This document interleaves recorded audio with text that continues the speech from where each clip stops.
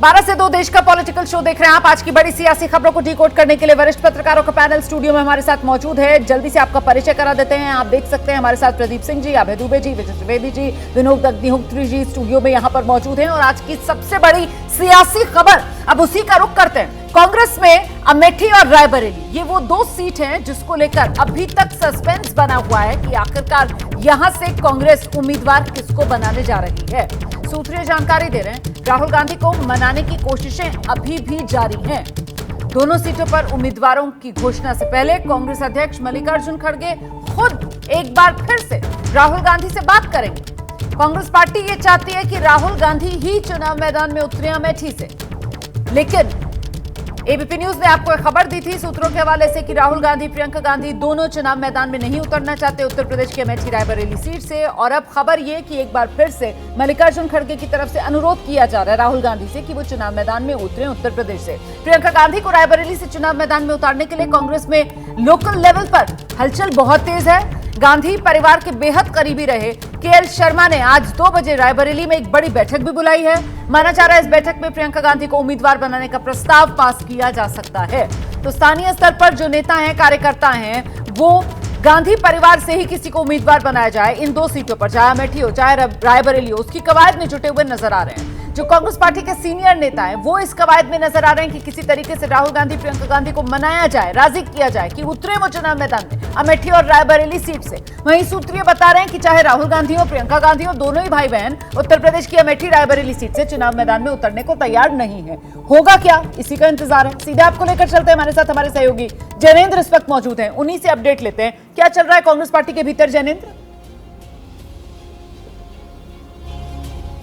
रोमाना, देखिए, कांग्रेस उम्मीदवारों को लेकर के सस्पेंस है और अब तक के जो संकेत हैं वो यही है कि राहुल गांधी और प्रियंका गांधी चुनाव नहीं लड़ने जा रहे अमेठी और रायबरेली से। लेकिन फिर भी कांग्रेस में आला स्तर पर जो है वो आखिरी कोशिश जरूर की जा रही है।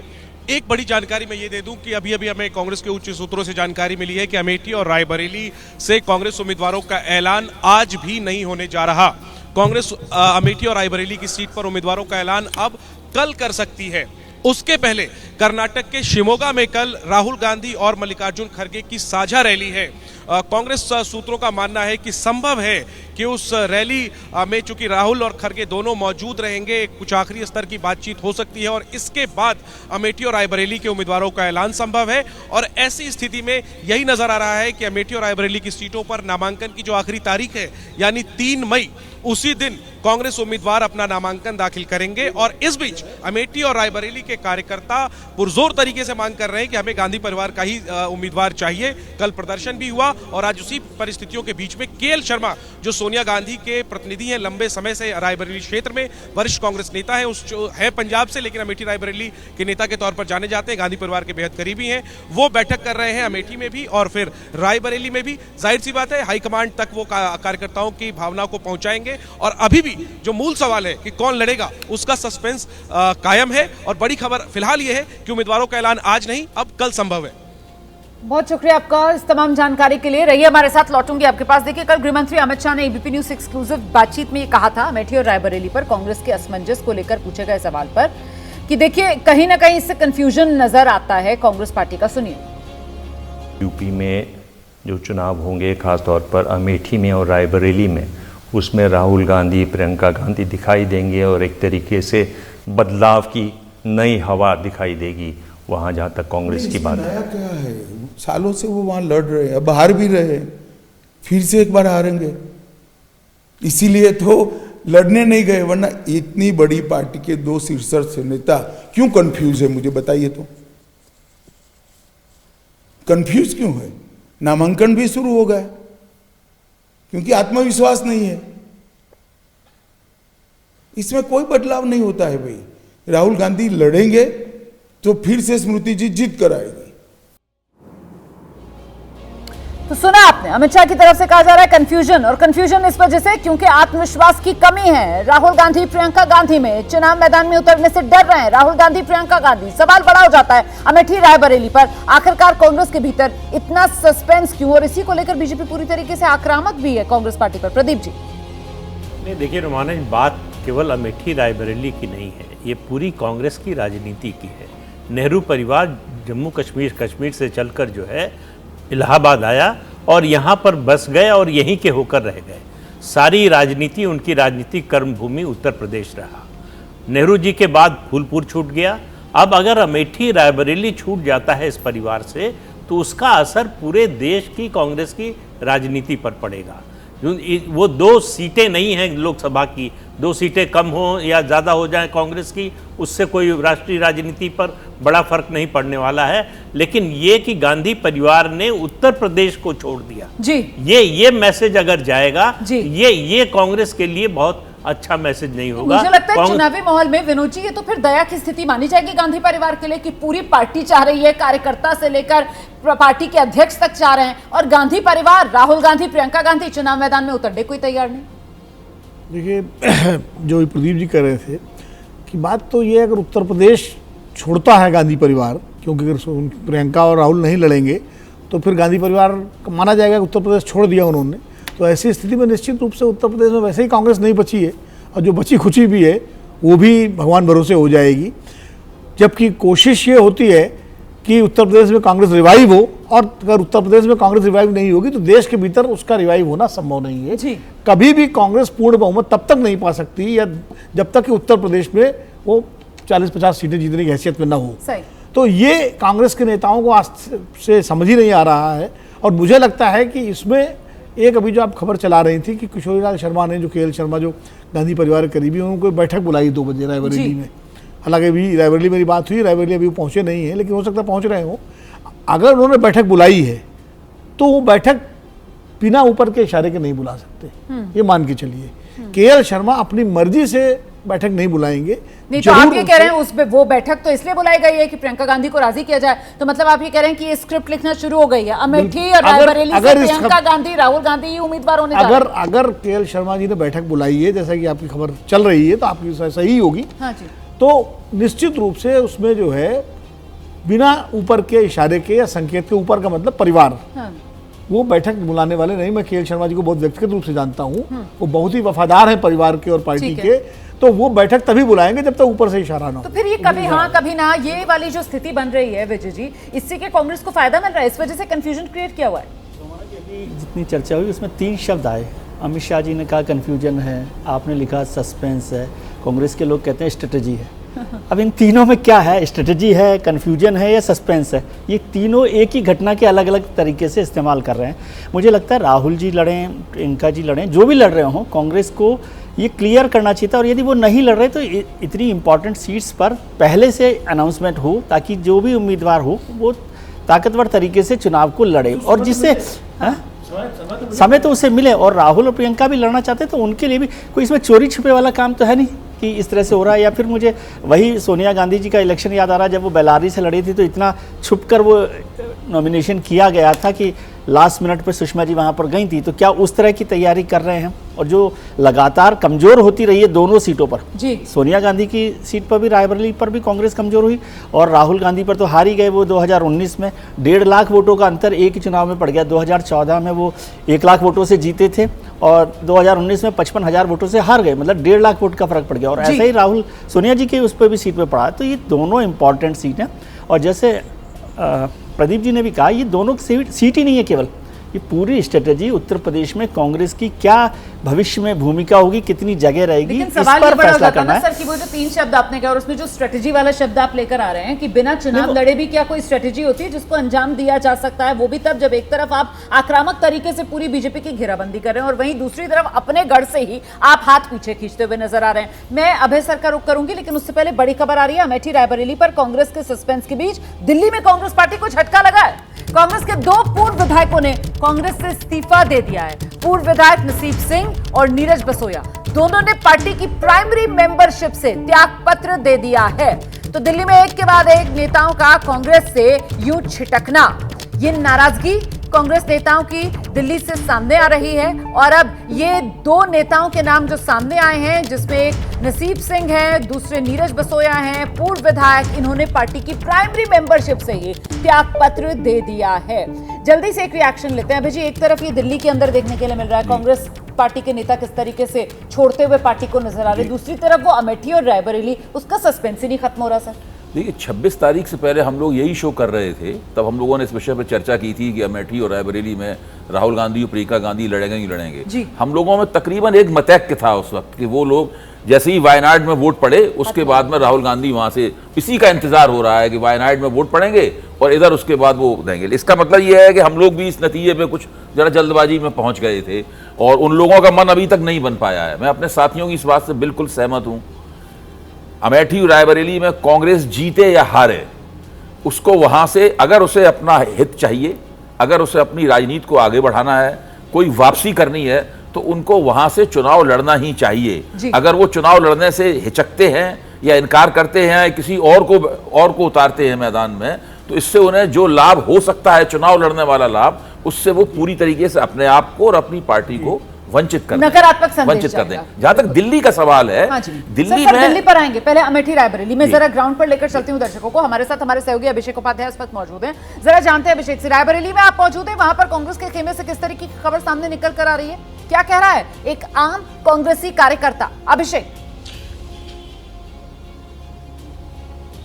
रोमाना, अभी भी यहाँ पर मीटिंगों का दौर ही जारी है। जो केएल शर्मा हैं, जो सोनिया गांधी के सांसद प्रतिनिधि हुआ करते थे रायबरेली में, वो रायबरेली पहुँचने वाले हैं। अभी फिलहाल वो अमेठी में हैं। अमेठी में वो कांग्रेस संगठन की बैठक ले रहे हैं। तो अभी आज की तारीख में सिचुएशन ये है कि केएल शर्मा ही अमेठी से लेकर रायबरेली तक सारी बैठकें ले रहे हैं, वही कार्यकर्ताओं को एड्रेस कर रहे हैं। और सबसे बड़ी बात ये जो जानकारी मिल रही है कि उन्हें असंतोष को एड्रेस करना पड़ रहा है, क्योंकि ग्राउंड लेवल पर कार्यकर्ताओं में बड़ा संतोष, उन्होंने पूरी तैयारियां करके रखी थी कि गांधी परिवार उतरेगा। तो ये जो बैठकें केएल शर्मा ले रहे हैं, अभी अमेठी में हैं और फिर रायबरेली में हैं, इन बैठकों में वो क्या कह रहे हैं? इन बैठकों के जरिए क्या अमेठी रायबरेली राहुल गांधी प्रियंका गांधी आए और चुनाव लड़े, इसको लेकर किसी तरीके का प्रस्ताव पास किया जा रहा है, या फिर केएल शर्मा यहां इन बैठकों के जरिए कांग्रेसी कार्यकर्ताओं को यह समझा रहे हैं कि गांधी परिवार को भूल जाइए, जो भी कांग्रेस की तरफ से उम्मीदवार आए चुनाव लड़ाने के लिए, उसके लिए तैयारियों में जुट जाइए? क्या हो रहा है इन बैठकों में अभिषेक? रोबना, हमारी जानकारी है कि केएल शर्मा यहां पर गांधी परिवार का संदेश लेकर के आए हैं और उनका संदेश यही है कि कार्यकर्ता जुट जाएं, इन दोनों ही सीटों पर कांग्रेस को जिताना है और बाकी जल्दी ही फैसले से अवगत करा दिया जाएगा। इतनी बातें ही वो रख रहे हैं। लेकिन मैं बड़ी दिलचस्प बात आपको बताने जा रहा हूं, यहां ये भी चर्चा शुरू हो गई कि अगर नहीं लड़ता है गांधी परिवार तो केएल शर्मा भी उम्मीदवारी वहां से घोषित की जा सकती है। ये कांग्रेस के भीतर की चर्चा है और चर्चा में इसलिए कर रहा हूं चूंकि केएल शर्मा की जो सक्रियता है और ये चर्चा, ये दोनों पैरेलल चल रही हैं और बहुत ही विश्वस्त हैं गांधी परिवार के। तो ये कहा जा रहा है कि उनके ऊपर भी दारोमदार दिया जा सकता है। लेकिन अभी तक वो यही समझा रहे हैं कि गांधी परिवार ने ये कहा है कि ये सीटें जिता कर देनी है और आप लोग जुटे रहे और बाकी जो फैसला है वो आला कमान पर छोड़ दें। तो दो हैं, नाम एक केएल शर्मा का, दूसरा नाम कौन सा है? गांधी परिवार नहीं तो और कौन हो सकता है? और कौन से नाम सामने आ रहे हैं अभिषेक? देखिए, कई नाम सामने चल रहे हैं, जैसे कि दीपक सिंह एमएलसी जो हैं उनका भी नाम कहा जा रहा है, केएल शर्मा का नाम है चर्चा में। इसके अलावा ये भी चर्चा में है कि कोई चर्चित नाम ला करके उतारा जाए और सरप्राइज कर दिया जाए वहां पर, और गांधी परिवार की पूरी बैकिंग हो, राहुल गांधी जमकर के प्रचार करें और उसको लड़ा दिया जाए। तो ये सारी बातें चर्चा के स्तर पर हैं। लेकिन अभी तक जब मैं आपसे बात कर रहा हूं रोमाना, संगठन में वहां पर किसी को नहीं क्लियर है कि कौन लड़ने जा रहा है और भारी कंफ्यूजन की स्थिति अमेठी और रायबरेली दोनों जगहों पर है। ठीक है रोमाना, नजर बना कर रखिए, जैसे ही कोई और अपडेट होगा फौरन आपके पास लौटूंगी। प्रदीप जी, ये जो बात यहाँ पर अभिषेक उपाध्याय बता रहे हैं कि साहब नाम बहुत हैं और एक कयास ये भी लगाया जा रहा है किसी चर्चित नाम को ले आया जाए और फिर राहुल गांधी जमकर प्रचार कर दें, ये स्ट्रेटेजी हो सकती है क्या कांग्रेस पार्टी की? नहीं, मैंने जो शुरू में बात कही फिर कहूँगा कि अमेठी रायबरेली गांधी परिवार के अलावा कोई कांग्रेस का नेता जीत जाए उसका वो इम्पैक्ट नहीं होगा।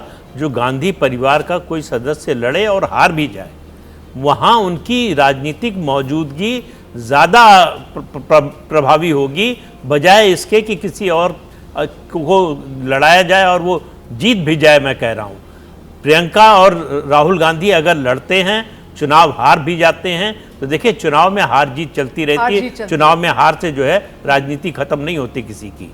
लेकिन अगर आप हारने से डर जाएं तो उसका मैसेज अलग जाता है। बिल्कुल। अभी जो मैसेज जा रहा है, संदेश जा रहा है कि लड़ने की हिम्मत नहीं जुटा पा रहे हैं क्योंकि जो है उनको डर है कि हार जाएंगे। ये जो संदेश जाता है, सही हो गलत हो उसकी बात नहीं कर रहा हूं, लेकिन ये मैसेजिंग जो है किसी भी नेता, किसी भी पार्टी के लिए अच्छी नहीं होती। ये बड़ी बात सर आप कह रहे हैं, और इसीलिए तो अगर राहुल गांधी, प्रियंका गांधी, गांधी परिवार यहां अमेठी रायबरेली से चुनाव मैदान में नहीं उतरता तो कहीं ना कहीं वो राजनीति में जो गांधी परिवार की रेलेवेंस है उस पर एक बड़ा क्वेश्चन मार्क, प्रश्न चिन्ह यहां पर लगेगा, सवाल पूछे जाएंगे। 12 से 2 देश का पॉलिटिकल शो देख रहे हैं आप। वरिष्ठ पत्रकारों का पैनल लगातार हमारे साथ स्टूडियो में बना हुआ है। इस वक्त की बड़ी खबर आपको बता देती हूं। नॉर्थ ईस्ट दिल्ली से इंडिया गठबंधन के उम्मीदवार कन्हैया कुमार कुछ देर पहले ही अरविंद केजरीवाल के घर पहुंचकर उनकी पत्नी सुनीता केजरीवाल से कन्हैया कुमार ने मुलाकात की। कन्हैया कुमार ने दिल्ली के मुख्यमंत्री हाउस में सुनीता केजरीवाल से ये मुलाकात की। इसकी तस्वीर सामने आई है। कन्हैया कुमार के लिए प्रचार में अब उतर सकती हैं सुनीता केजरीवाल। आप जानते हैं दिल्ली में आम आदमी पार्टी और कांग्रेस पार्टी दोनों इंडिया गठबंधन में शामिल हैं। 4-3 सीट शेयरिंग का फॉर्मूला दोनों में तय हुआ है और ऐसे में जो दिल्ली की नॉर्थ ईस्ट सीट है, नॉर्थ वेस्ट सीट है, चांदनी चौक सीट है, ये वो 3 सीटें हैं जहां से कांग्रेस चुनाव लड़ रही है और बाकी बची 4 सीटों पर आम आदमी पार्टी के उम्मीदवार हैं। तो ऐसे ही नॉर्थ ईस्ट सीट जहां से बीजेपी की तरफ से एक बार फिर सिटिंग एमपी मनोज तिवारी को मैदान में उतारा गया है, उन्हीं के सामने कांग्रेस ने कन्हैया कुमार को इंडिया गठबंधन के ज्वाइंट उम्मीदवार के तौर पर उतारा है और कन्हैया कुमार की सुनीता केजरीवाल से ये मुलाकात। लेकिन मैं व्यक्तिगत तौर पे समझता हूं कि ये हमारा एक आत्मीय मुलाकात थी, इस लिहाज से कि ये देश में जो परिस्थिति है अभी, जिस तरह से तानाशाही चल रही है, किसी को भी पकड़ करके बिला वजह जेल में बंद कर देना, इस तानाशाही के खिलाफ हम लोग पिछले कई सालों से लड़ रहे हैं और तानाशाही के खिलाफ इस लड़ाई में हम सब एकजुट हैं।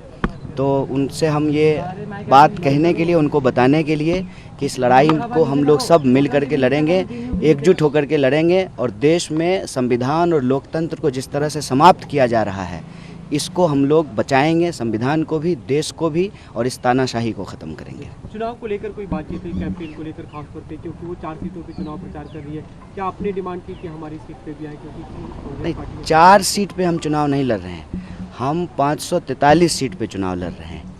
हम इंडिया अलायंस के सब लोग जो है घटक दल हैं और ये अलायंस पूरी तरह से एकजुट है। दिल्ली की भी 7 सीट पे चुनाव लड़ रहे हैं।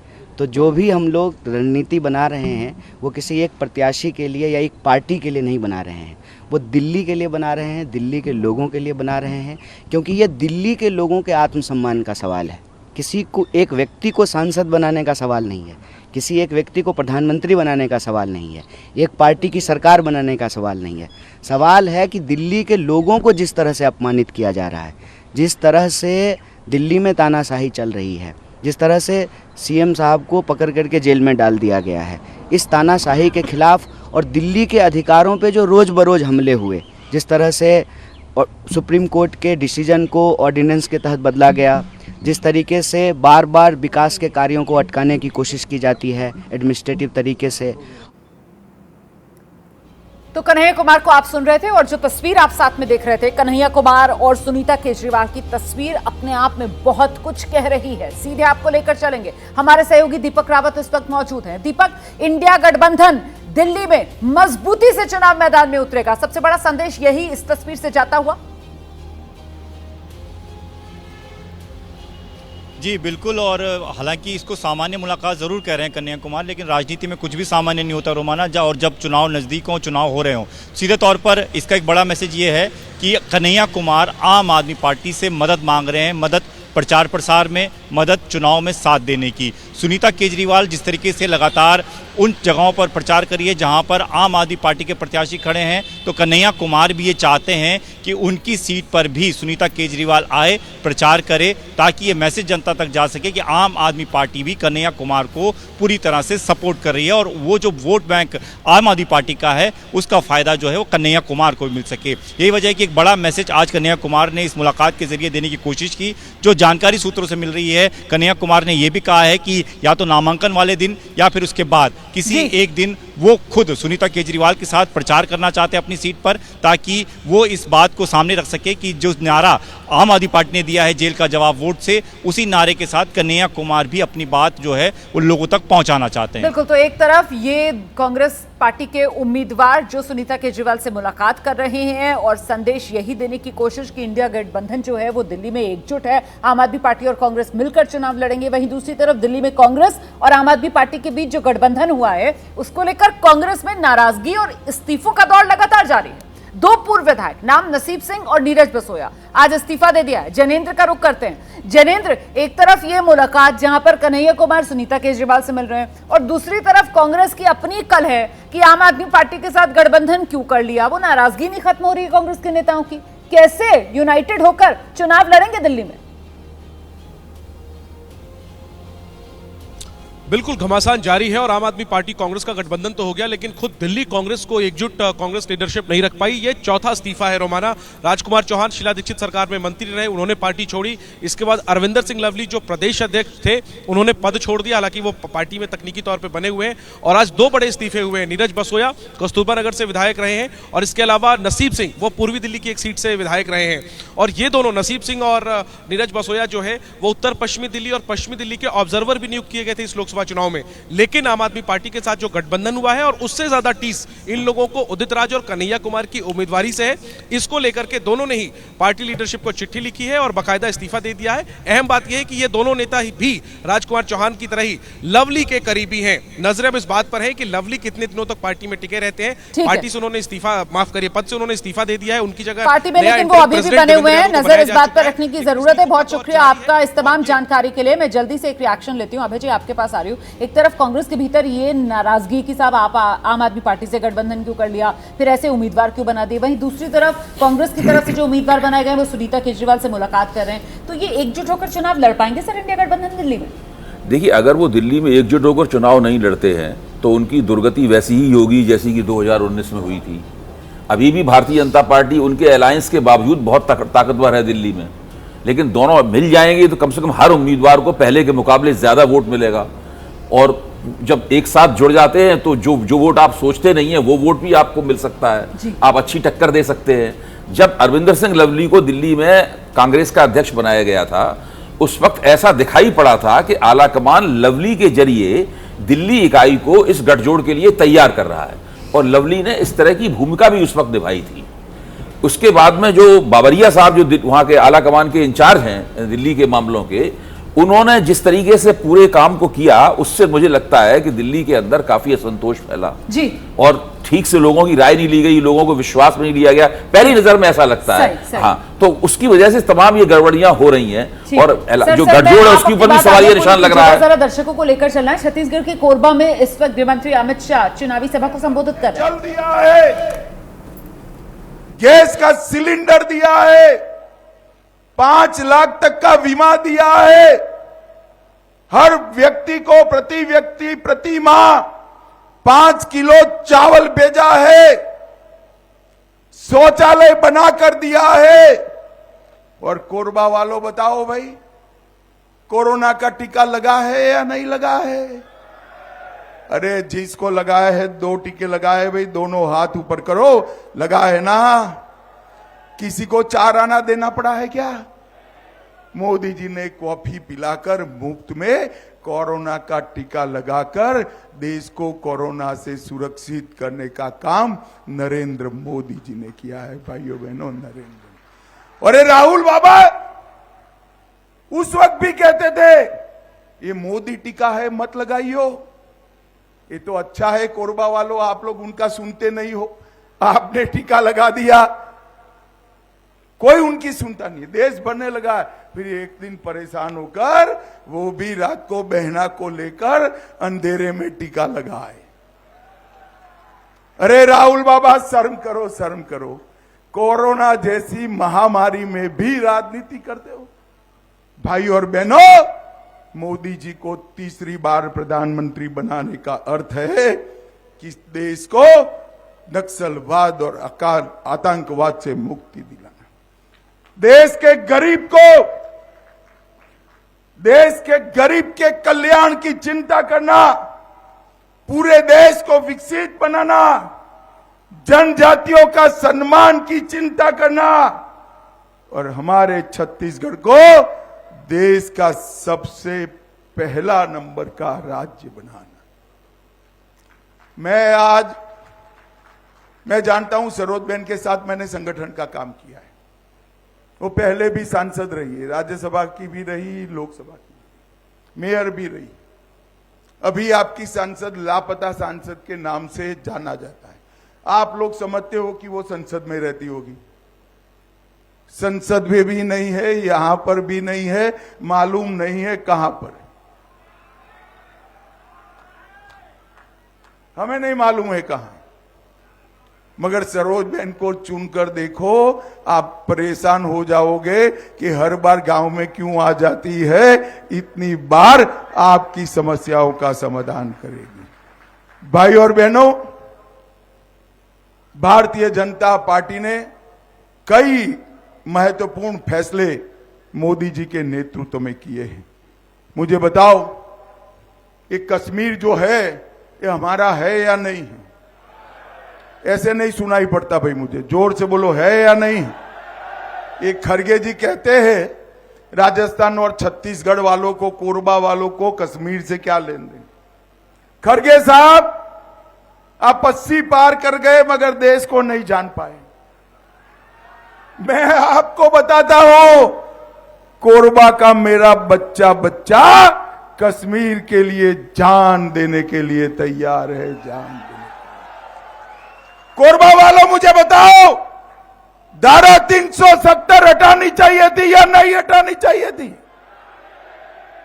कांग्रेस पार्टी 70 साल से धारा 370 को एक अनोरस बच्चे की तरह गोदी में खिलाती रही, उनको वोट मिलते थे। आपने मोदी जी को दूसरी बार प्रधानमंत्री बनाया। 5 अगस्त 2019 को मोदी जी ने धारा 370 को समाप्त कर दिया।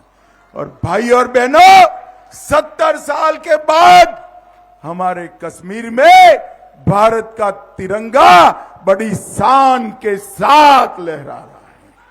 भाई और बहनों, जब मैं धारा 370 हटाने का बिल लेकर खड़ा हुआ, फिर राहुल बाबा खड़े हो गए और कहे धारा 370 मत हटाओ। मैंने बोला क्यों ना हटाए भाई, क्यों ना हटाए? तो उन्होंने कहा खून की नदियां बह जाएगी कश्मीर में। राहुल बाबा, 5 साल हो गए, खून की नदियां छोड़ो, कंकड़ चलाने की किसी की हिम्मत नहीं है। कंकड़ चलाने ये नरेंद्र मोदी सरकार, नरेंद्र मोदी जी ने इस देश से आतंकवाद को हमेशा के लिए समाप्त। कोरबा वालों, एक कांग्रेस पार्टी का एक सूत्र है, झूठ बोलो, जोर से बोलो, सार्वजनिक रूप से बोलो और बार बार बोलो। वो कहते हैं मोदी जी को बहुमत मिलेगा तो मोदी जी आरक्षण हटा देंगे। मेरा फेक वीडियो बनाकर सर्कुलेट करते हैं। मैं आपको बताना चाहता हूं कोरबा वालों, 10 साल से आपके आशीर्वाद से मोदी जी के पास बहुमत है। मोदी जी ने आरक्षण ना हटाया ना हटाएंगे। बहुमत का उपयोग क्या किया? 370 हटाने के लिए किया, राम जन्मभूमि का मंदिर बनाने के लिए, सीए लाने के लिए किया, ट्रिपल तलाक हटाने के लिए किया, और अब यहां सरकार दी, बहुमत का सरकार का उपयोग नक्सलवाद को समाप्त करने के लिए हम करें। तो छत्तीसगढ़ के कोरबा से शाह की हुंकार आप सुन रहे थे। उत्तर पूर्वी दिल्ली से बीजेपी के प्रत्याशी हैं मनोज तिवारी, रोड शो कर रहे हैं। आज नामांकन भरने के लिए निकले हैं मनोज तिवारी। तस्वीरें आपको दिखा देते हैं। नॉर्थ ईस्ट से सिटिंग एमपी मनोज तिवारी दिल्ली के 7 सांसद, जिनमें से सिर्फ एक मनोज तिवारी ही हैं जिसे बीजेपी ने 2019 के बाद अब 2024 में रिपीट किया है। अन्य सभी सिटिंग एमपीज का टिकट काट दिया गया बीजेपी की तरफ से। और आप देखिए किस तरीके से आज जब मनोज तिवारी निकले हैं नामांकन दाखिल करने के लिए, तो साथ में उनके राजनाथ सिंह नजर आ रहे हैं। ये रथनुमा गाड़ी जिस पर सवार मनोज तिवारी, साथ में राजनाथ सिंह। सीधे आपको लेकर चलते हैं, हमारे साथ हमारे सहयोगी अंकित गुप्ता इस वक्त मौजूद हैं। इसी रोड शो को लेकर क्या तस्वीर है, किस तरीके का माहौल और उत्साह बीजेपी कार्यकर्ताओं में, बताइए जरा अंकित। और आगे बढ़ाएं थोड़ा सा। बिल्कुल रोमाना, देखिए इस वक्त मनोज तिवारी नामांकन करने जा रहे हैं और उनका जो रोड शो चल रहा है इस वक्त जो है नॉर्थ ईस्ट दिल्ली में। और मनोज तिवारी से ही जानते हैं, मनोज जी इससे पहले जब चुनाव लड़ रहे थे तो कांग्रेस और आम आदमी पार्टी अलग अलग, इस बार तो एक साथ कन्हैया कुमार उम्मीदवार, कितनी बड़ी चुनौती। मगर इसके पहले जब हम नॉमिनेशन कर रहे थे तो ऐसा जन समर्थन सड़कों पे हमने नहीं देखा, जबकि ये समापन पे है अभी जब आपसे बात कर रहे हैं। और उसके बाद भी लोगों का जो प्यार है, जैसे अपने अपने घरों के पास लोग बैठते थे, तो इन लोगों के प्यार से, इनके आशीर्वाद से और नरेंद्र मोदी जी के प्रति विश्वास से ये साल का इशारा ही अलग है। लेकिन अभी जब हम लोग चर्चा करें, कुछ देर पहले कन्हैया कुमार सुनीता केजरीवाल से मिल चुके हैं। अब हो सकता है कि सुनीता केजरीवाल एक साथ में उनके लिए वोट मांगने आए। देखिए, सुनीता केजरीवाल जी से मिल गए कन्हैया कुमार, आम आदमी पार्टी का हो गया बंटाधार। अब इनकी जो बची खुची है सब खत्म हो गई कांग्रेस की, और अब आम आदमी पार्टी ने अपना समाप्त कर लिया। मैं समझता हूँ ये स्वार्थ की राजनीति देशद्रोहियों तक मिलाने के लिए आ गई। अब सत्य हो गया कि ये पुन्नू से चंदा ले सकते हैं। आप अपने विरोधी उम्मीदवार को देशद्रोही करार दे रहे हैं? अरे अभी तो कोई आरोप ही नहीं तय हुआ। पुन्नू से पैसा लेने का भी आम आदमी पार्टी पे आरोप है, और आज भारत तेरे टुकड़े होंगे कहने वालों से मिलना, आप समझ लीजिए आम आदमी पार्टी कहाँ गई। और अरविंद केजरीवाल जेल में है, कहा जा रहा है निगरानी करवा रहे हैं, लेकिन जनता सब समझ रही, जनता उनके साथ में है।